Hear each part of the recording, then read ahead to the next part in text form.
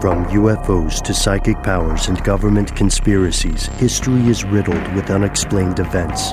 You can turn back now or learn the stuff they don't want you to know. A production of iHeartRadio's How Stuff Works.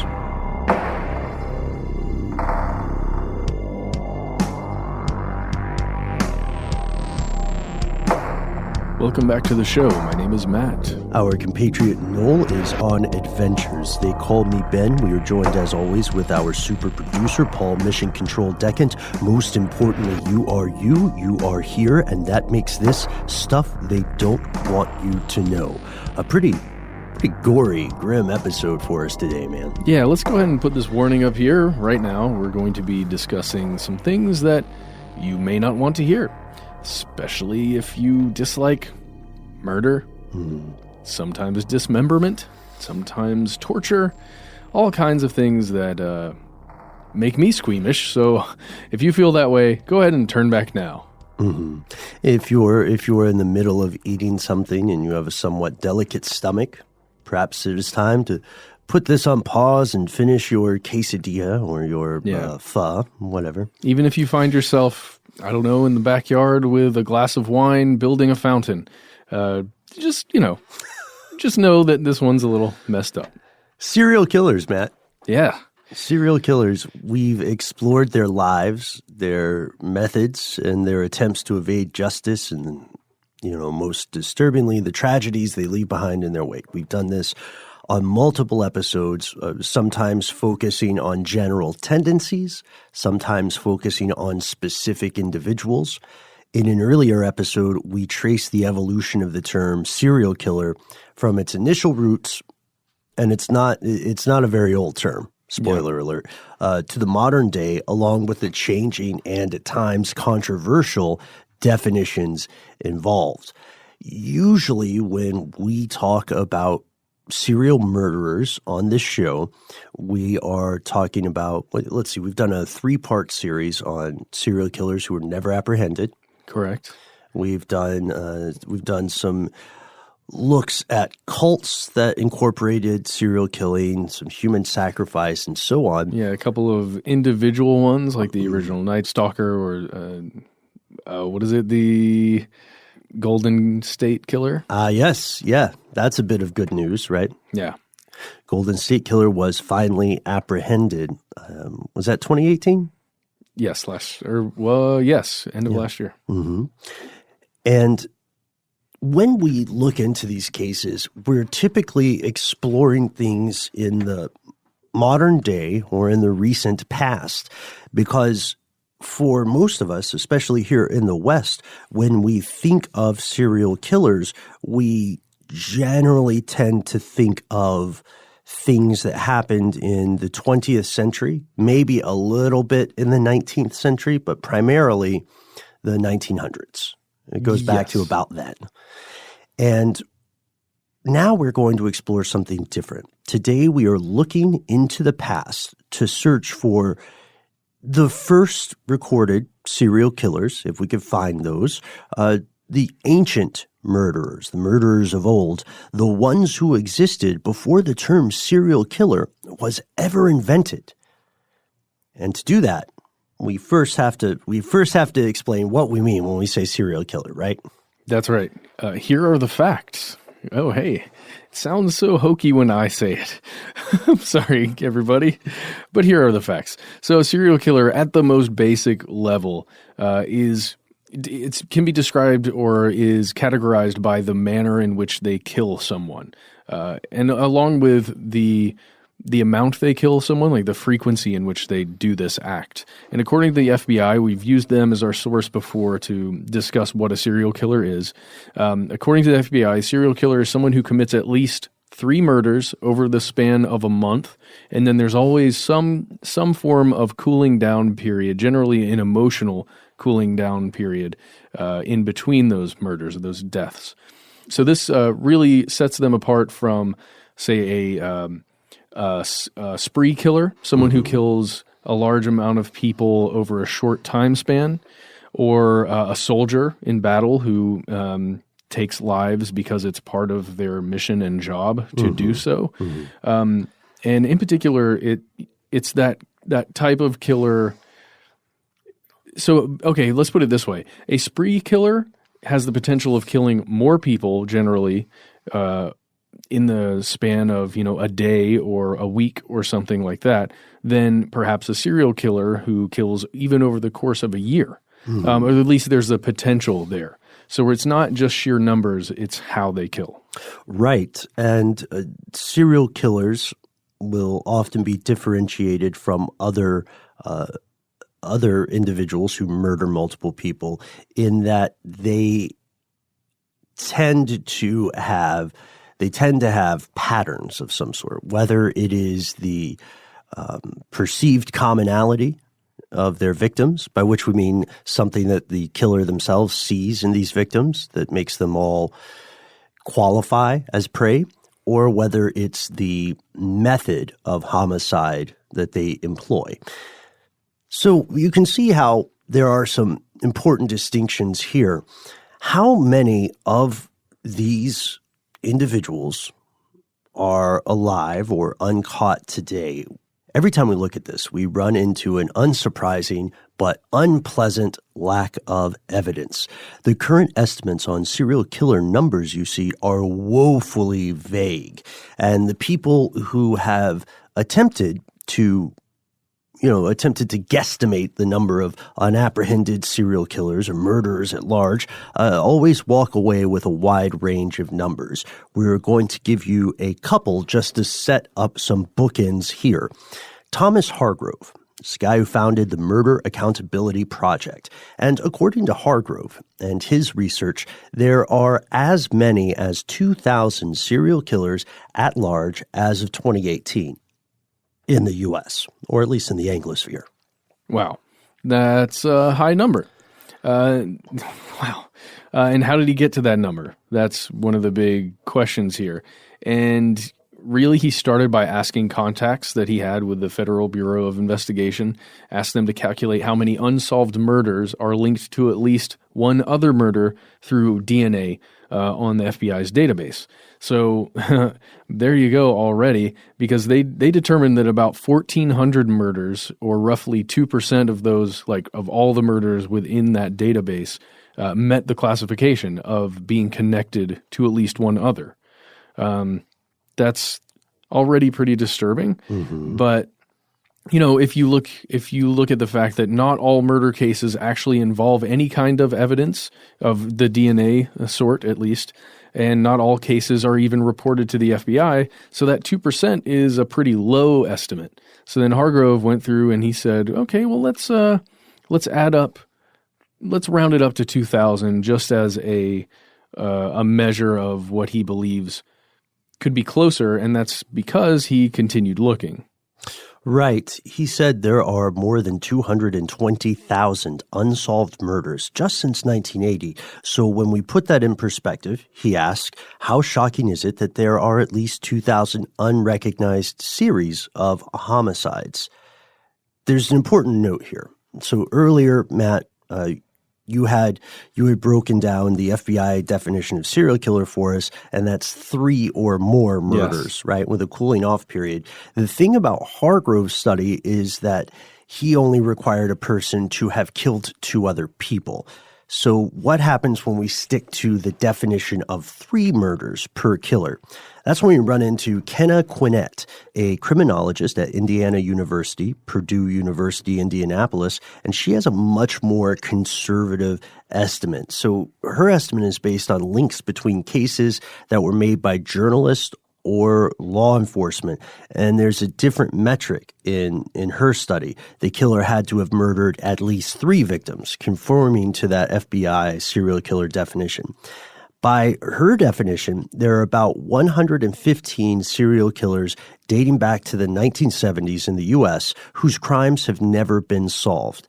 In the same time period as her estimate for unsolved serial murders, there were roughly 625 solved serial murder cases.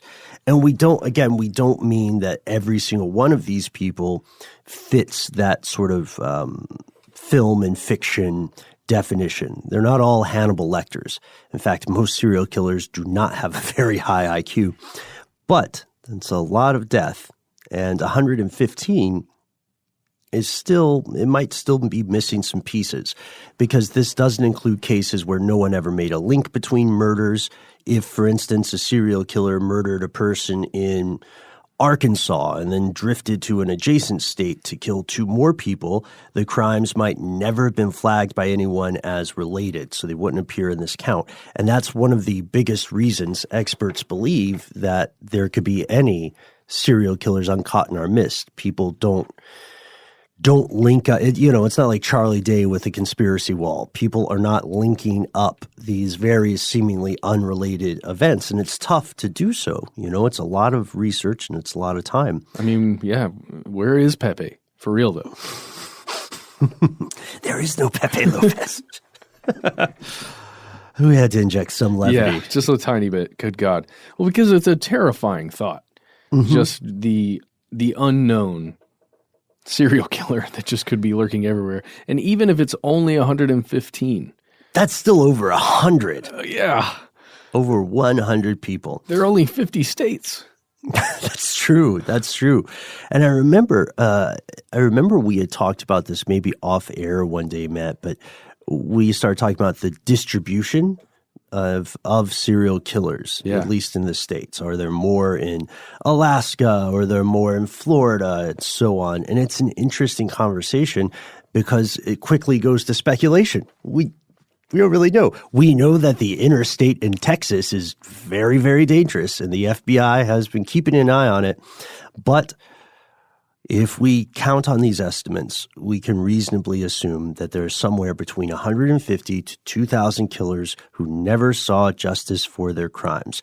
Many of them may have been incarcerated for other unrelated crimes, grand theft auto, drug possession, something like that.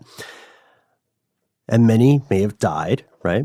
Yeah. But as grisly as it is to point out, some remain at large and alive today. And it's tricky and not a little disheartening to realize how little we actually know about these numbers and these murders. A long time ago, actually, this is one of those conversations that you and I have been having for years, right, with slight pauses in there. We've talked about it before, how much easier it seems to get away with murder and other crimes in the days before mass surveillance and forensic science.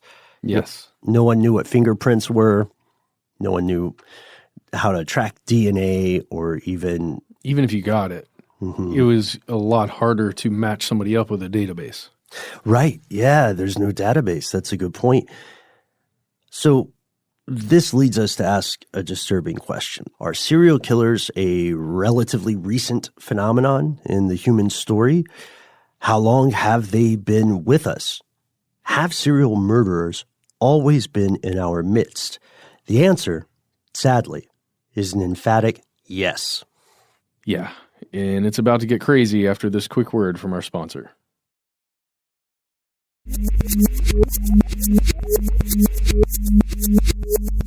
Here's where it gets crazy. Upon closer inspection, it appears that the act of serial murder has been with our species for as long as written history, and, by all indications, predates written history. These killers ran the socioeconomic gamut.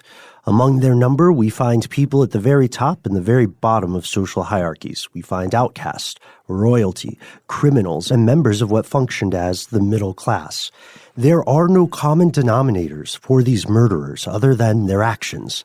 And here are some of the strangest examples of ancient serial killers we came across. By no means are these all of them. Let's get started with someone named Zu Shenatir. And this originates from 5th century Yemen, so quite a time ago. This man was in the Himyarite kingdom, that's modern-day Yemen, and this guy was known as, or at least he's come to be known as, one of the first serial killers, the first recorded, at least. He was reportedly a very wealthy man. He lived in a place called Aden, and this guy... it's really disturbing. Remember that thing, that whole warning we gave you at the top? Just remember, it still stands. He would reportedly lure young boys into his home with the promise of things that they needed at the time in 5th century Yemen. or 5th century, what is now Yemen. Food, money, things that they required. And he would strip them naked. He would assault them. Generally, it included rape, at least from the things that we found. He would then kill them generally by throwing them naked out of an upper story window of his home. And he did this repeatedly. And then, thankfully, one of the young men that he lured into his home was able to put a stop to him and stabbed him to death. There's a man at least that was named in one book that recorded it as Zarash, as the young man who killed him, thankfully. But he's only the start, and he's really messed up, and it only gets worse. Right. He is not the first. He is just one of the earliest that we know of. Yeah, well, again, because it's 5th century, so it was written down a little more easily than some of the even earlier ones that we'll find.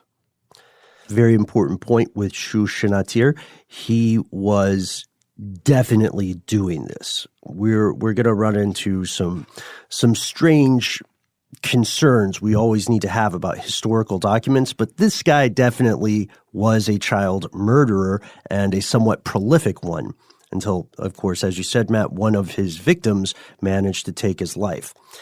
Let's move on to someone who is commonly called the world's first recorded serial killer or the world's first female serial killer. This is Locusta, the Poisoner.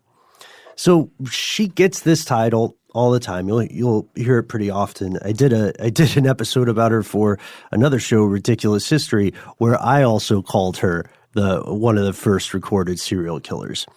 But there's a question here, because she wasn't so much a serial killer as a paid assassin. So members of the Roman elite were hiring her to poison the coworkers they didn't like, or to get rid of their relatives if they wanted an inheritance, and great Uncle Flavius has just taken too long to kick the bucket. She grew up in what we call France today, and she had an encyclopedic knowledge of herbal medicine and plant lore. The local elite saw her knowledge as a way to get rid of their enemies without a fuss, and she saw a market opportunity.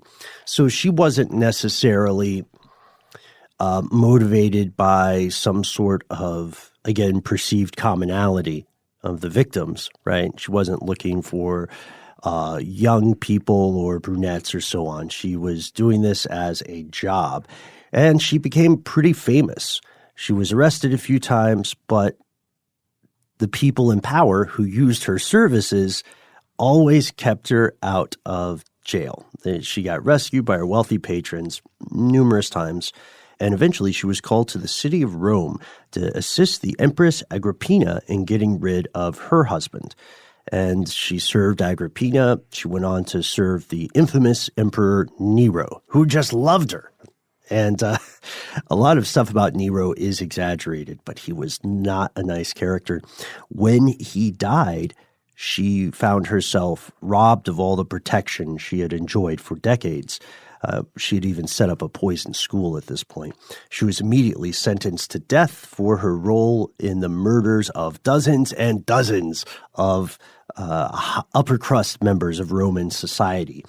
And again, like the case with Zu Genatir, we know that she was real, and we know she actually did this. Yeah, exactly. As soon as, I think, Galba was the person who took over after Nero fell. But yeah, he definitely said, hey, guess what? You get to die now. It's really messed up. But at least somebody put an end to the assassinations. Now let's move on to one of the first forms of serial killers that we ever covered on this show, back in a video we made about werewolves and the history of lycanthropy. Fascinating stuff. So if we go to the Middle Ages in Europe, there were a lot of killers, deranged people who would go around doing just terrible things. Everything from murder to cannibalism, just the worst of the worst. There were human men that would go out and do this that were considered to be werewolves, or at least thought to be werewolves. And there are some pretty intense claims made about these men, even claims by the men themselves who believed, perhaps truly believed, that they would transform in some way to a wolf, or at least the spirit of a wolf. Mm-hmm. In the 16th century, there was a French peasant named Pierre Bourgeot who was apparently under the thrall of several figures clad in black. This is per his testimony, including one man named Michael Verdun. So according to Bourgeot's story, Verdun gave him an ointment that would transform him from a man into a wolf. And we talked about this a little bit in the past in various episodes. The way that werewolves are generally thought to transform nowadays is you get bit by a werewolf, but you survive. Yes. That's the way in, right? And then you follow the path of the wolf. However, back then, you could become a wolf through any number of weird satanic rituals, drinking water from a wolf's print in the light of the full moon, wearing a belt made out of wolf pelt, or just rubbing yourself down with some ointment. Yeah.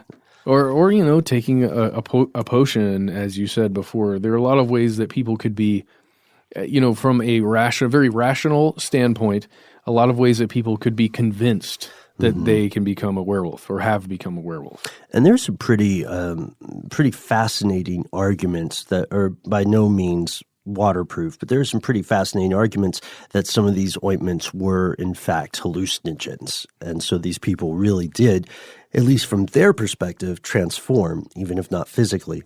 There was a third guy who was named in this fiasco with really weird first name, Philibert. Yeah. Doesn't sound like a killer. Philibert Montot. So Bourgeot, Montot, and Verdun became known as the werewolves of Poligny, and they were collectively responsible for the murders of several children. They confessed to these murders. They did, but why did they confess, Ben? Oh, because they were getting tortured left and right, day in, day out, like nobody's business. And full-on tortured, bad torture, beyond the things that you see in any mob movie you've ever seen. It's really, truly medieval stuff. Such to the point that they could have easily died during the torture. So they catch Verdun, and allegedly they catch him covered in blood. And they begin torturing him. Confess to your crimes. What infernal powers have allowed you to transform into an otherworldly agent of Satan? And who was with you? Tell us essentially what your coven is. Yeah. And identify the members therein. So under torture, he confesses to whatever they say he did. And then he says, also, these two guys, Bourgeot and Montot, are in on this with me. And then they get apprehended. Bourgeot gets tortured. And he says, these two guys forced me to renounce God and turn into a werewolf. I had to do it to survive. And, they're breaking more of his limbs. And they're saying, did you kill hundreds of children? He's saying something like, yes, please, God, stop. Don't kill me. And just quickly as a sidebar, let's talk about the torture that was used against these guys, because it's something that I've seen pictures of before, and I looked at it again, and you may have heard of it, called something that's a torture wheel of sorts. And in a lot of these pictures, these woodcuts that still remain today, copies of them, you can see what's being employed, and it is so brutal.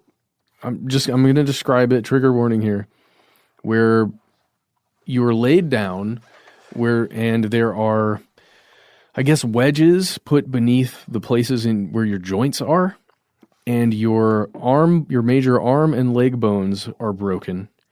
And then where those bones are broken, you are wrapped around this wheel, it looks like a large wooden wagon wheel. Mm-hmm.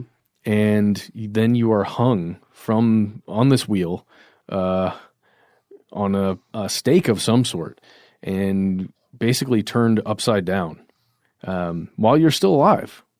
Mm-hmm. It's hard to imagine. You can find pictures of it, the thing is, if you can imagine, which is very difficult to do, going through something like that and the pain and terror involved, then it really does make you realize that the confessions made when undergoing that are to be taken with a grain of salt. Absolutely. And we probably will never know for sure to what degree these three men were guilty. However, they were not the only quote-unquote werewolves of the time. There was a serial killer who was also a cannibal named Peter Stump, sometimes spelled Stumpf or Stube, and he was called the Werewolf of Bedburg. He was a one-armed farmer, lived in 15th century Germany. Over the course of 25 years, he's thought to have murdered 14 children, 2 pregnant women. And he might not have ever been caught, but like many serial killers, he seemed to have a degrading mental state. Yeah. Which is how, things like Dennis Radar, right? The BTK killer would have gotten away had his mental state not continued to decay such that he felt like he had to be recognized for his terrible, terrible crimes. This guy, Stump or Stumpf or Stube, when he was caught, he said, "Look, yeah, I drank that cow's blood. You know what else? I also have eaten fetuses, and I had a son. I ate his brain. I don't care. I'm a monster." And the thing was, in his non-killer life, he was a wealthy farmer, and he was a widower. He had 2 children, the son of an unknown age, and a daughter called Beale or Sybil, who was, as far as you know, at least older than 15. He was subjected to torture. He was stretched on a rack, and that's when he claimed he had been practicing black magic since he was 12 years old. He said the devil had allowed him to change into a wolf, and for 25 years, he said, he had been an insatiable bloodsucker. Animals, men, women, children. He confessed when he was presented with the possibility of more torture, and he was also accused of having an incestuous relationship with his daughter. She was sentenced to die with him, and he said that he had had intercourse with a succubus, again confessing under torture. This did not save him. These confessions instead led to his execution on October 31st, 1589. He, his mistress, and his daughter were murdered, and he was murdered in a particularly gruesome way. He was put on the wheel that you mentioned earlier, Matt, and they tore flesh from his body in 10 places with red-hot pincers, then his arms and legs, then his limbs were broken with an axe head to prevent him from returning from the grave. And he was beheaded. They burned his body. His daughter and his mistress were flayed and strangled and then also burned along with him. And the authorities placed his severed head on top of a pole with the torture wheel and a figure of a wolf on it. So they were convinced that he did something. While none of these men were, of course, proven to be capable of physically changing shape, contemporary accounts paint a picture of 1 or 2 possibilities. 1, they could have been mentally ill and homicidal. Yeah. 2, they could have been mentally ill and confessing to non-existent or exaggerated crimes. C, and this is a distinct possibility, they could have been completely innocent and falsely confessing to avoid further torture. But there's an entire genre in Europe around this time of people being accused of lycanthropy. And this is just the beginning of the story. We'll come back with more tales of ancient serial killers after a word from our sponsor.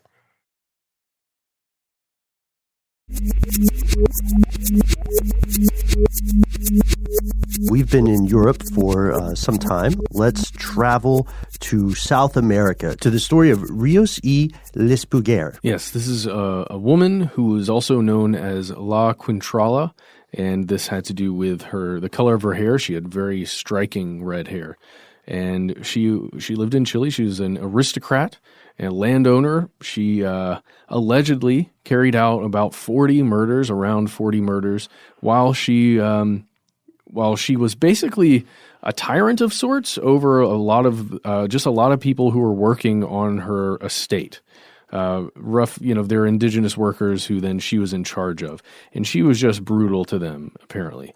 Now, she was a member of, what would be considered a privileged set of people under Santiago, in colonial Santiago. And she was said to just have delighted. It was she very much enjoyed doing depraved things that were sacrilegious in nature, I guess, to the church, things that were sexual and, having to do with consumption, like overindulging, copious consumption.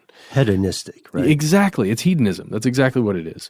And there's another person, Elizabeth Bathory, from history that we've kind of heard about a couple of times that this person, La Quintrala, has similarities with.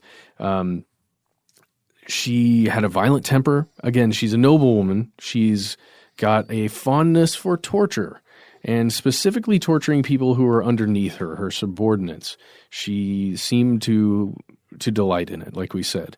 Now, besides, her indentured servants and her slaves, she also murdered lovers, which is something we may see here in the future here. She even murdered a priest and even committed patricide and killed her father. Now, in this case, a lot of the people we've spoken about haven't been wealthy, but this is one of the first cases we see that the wealth is actually being used to avoid justice. It's kind of like the person from Rome we were speaking about, Friends in High Places. Locusta, yeah, where she was able to use her influence to avoid justice for quite a while, several years, in fact. And she even would donate to the church, to the Catholic Church, in order to kind of grease the hand in a way to be a little bit safer, even though it's kind of a known thing, maybe. Yeah, she Epsteined it, essentially. Oh, yeah. Because she was paying off judges and lawyers. She had many relatives in political positions.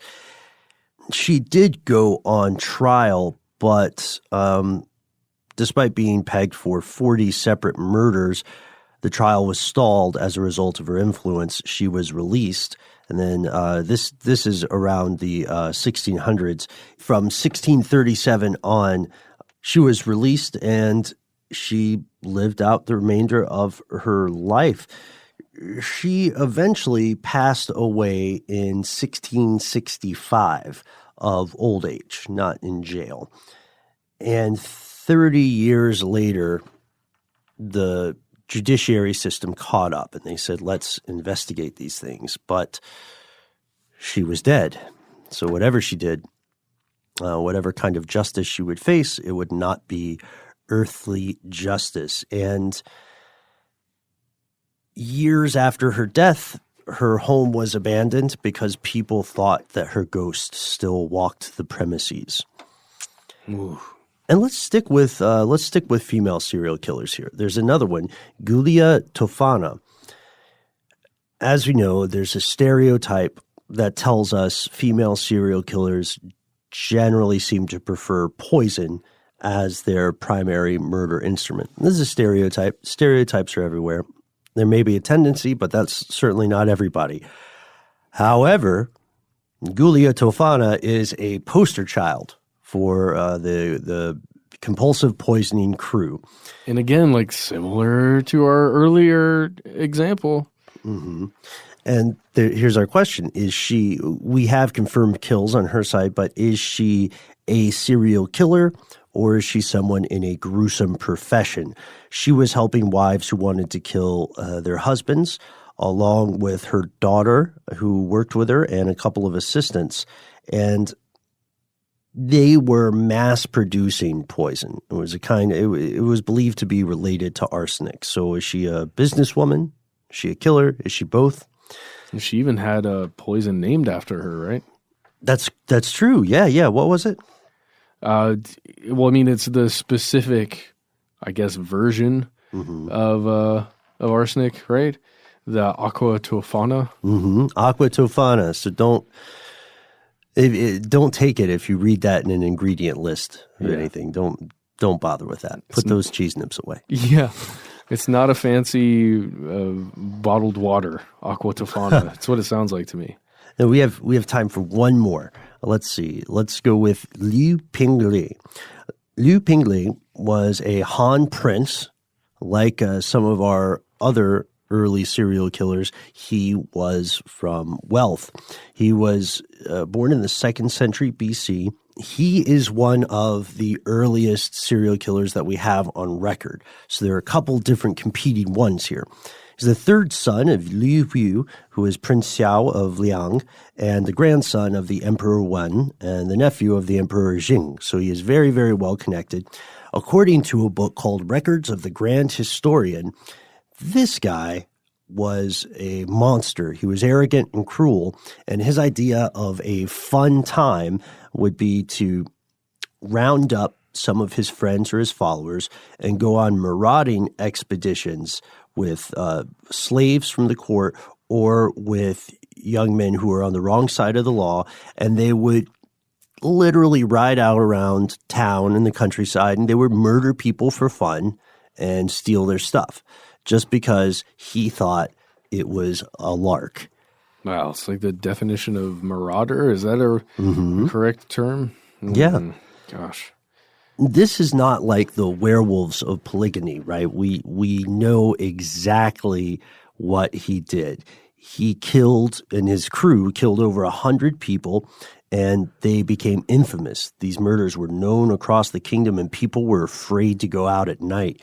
Eventually, things get to a boiling point, and a son of someone he had killed, accuses him and tells the emperor, look, your son is a monster. He's running around killing people for sport. And as soon as that person said it, other people spoke out, and officials in the court said, you have to kill your nephew. More than 100 people have died. How many more have to die? And the emperor said, I can't bring myself to kill my nephew no matter what kind of person he is, but I will do the next best thing. He stripped Liu Pingli of all of his royal titles, made him just a regular schmo, and banished him to county Shangyang. What happened after that? We don't know. Because again, it's very difficult for us to trace the lives of commonplace people at this day and time, Yeah. When he got stripped of that title, it kind of banished even what he did to the unknown. But this is pretty surprising stuff when you see, just from a few examples, you see how prevalent serial murdering is, or at least the accusations thereof. That's where we have to talk about the problems with historical accounts, right? Yep. The same sources that would appear to be our primary means of learning a story may often be the very same sources that prevent us from learning the truth. Because you think propaganda is bad now? Oh, buddy. Right? When you're the one who survives the end of a sword and the other person does not, you can write whatever you want. Right. Exactly. Yeah, history is written by the winners, and often just seeing something in print was enough to damn someone in the public eye. There's a fantastic book called Devil in the Shape of a Woman that looks at this practice in the Salem witch trials. Yeah. And what we find is that more so in Europe, but also a little bit in Salem, there are questions of motive. Did the accusers always believe someone was in league with the devil, or were they pushing the case because, according to law in some communities, the inquisitors or the accusers got a piece of the person's estate when they were found to be a witch? It's definitely possible, right? Right. And man, you got to think about literacy rates as well in general for certain regions where things are happening historically, and also the people who can read the stuff that is being written. There are a lot of times the people who can make the laws or enact justice, right? Or something to that effect. And when there's a written document that says it's an accusatory document, it's going to stand out with the people who are looking to root out heresy, to root out things that would go against the church and or the state sometimes, the nation, but usually the church. And in several of the cases above, despite these salient historical questions, we have found corroborating sources that appear to confirm some basic and disturbing truths. And just with this small collection of examples, we have illustrated that the concept of serial murderers predates the term serial killer. The same psychoses are present, if not prevalent, and we will never know how many serial murderers existed. We don't have a particularly sharp understanding of how many exist today. However, we can surmise that this practice and these people have been with humanity since before the dawn of modern history, a dark shadow following behind our species from the day the first Homo sapiens emerged. Yeah. And oh my God. And let's bring something else up here really fast. We've been talking about serial murders and serial killers and how many may exist right now. Well, there's a person that we talked to through the Zodiac Killer show named Peter Vronsky, and he brings up a very fascinating idea here. He believes that when there's economic downturn, especially on a wide scale in any region or globally even, or just in a town, the probability of creating a future serial killer who is going through this, the economic downturn, all the realities that you face when that's happening, he believes that you increase the probability of creating serial killers. And in his opinion, he wrote a book called Sons of Cain. And in it, he describes how because of the financial crisis from 2007, 2008, we are actually creating a new generation of serial killers. Or we have generated, essentially, a new season of serial killers that will emerge 10, 20 years from now. And he believes that economic downturn, at least in some way, helped to create those serial killers. Fascinating stuff. Kind of scary. Fascinating. I'd love to check out this book. I'd love to learn more about his work. Let us know if you've read this book, and let us know what your take is. Do you think that's correlation? Do you think it's causation? Which killers do you think should be remembered or learned from in the modern day? What are other ancient serial killers that you think your fellow listeners should hear about? Who, if anyone, do you believe was falsely accused due to the politics or the power games of the time? Let us know. You can drop us a line at our Facebook page. Here's where it gets crazy. You can write to us on Twitter or Instagram. And if you, like an increasing number of people, despise social media, you can call us directly. Our number is 1-833-STDWYTK. You can leave a message. You got about 3 minutes. If you're like Wayne out there, maybe you're working a security job and you just want to give us a call because you're feeling a little bit lonely and it's very dark and kind of creepy in the place where you're employed.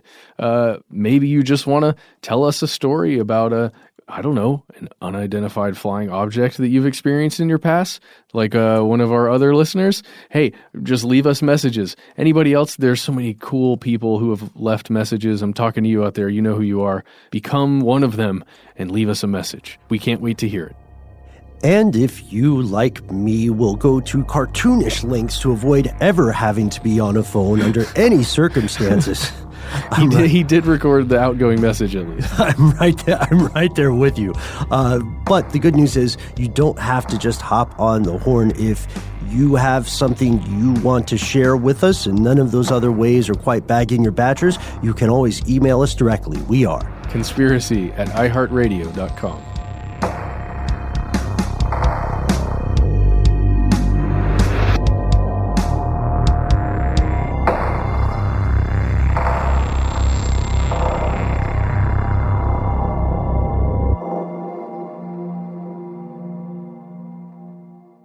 Stuff They Don't Want You to Know is a production of iHeartRadio's How Stuff Works. For more podcasts from iHeartRadio, visit the iHeartRadio app, Apple Podcasts, or wherever you listen to your favorite shows.